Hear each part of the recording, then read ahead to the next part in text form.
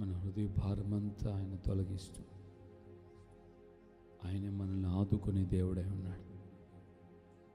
ఎంతో బాధతో వచ్చినటువంటి తల్లి అయిన హన్న దేవుని మందిరం నుంచి వెళ్ళేటప్పుడు సంతోషంగా వెళ్ళింది.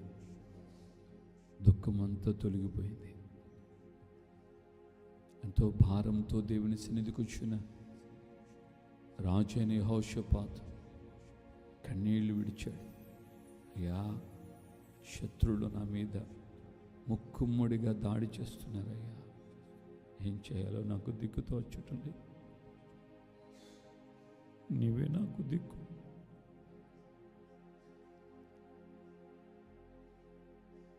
దేవుడు యెహోషాపాతు యొక్క ప్రార్థన ఆలకించి శత్రువుల్ని ఆయన నిర్మూలన చేశాడు.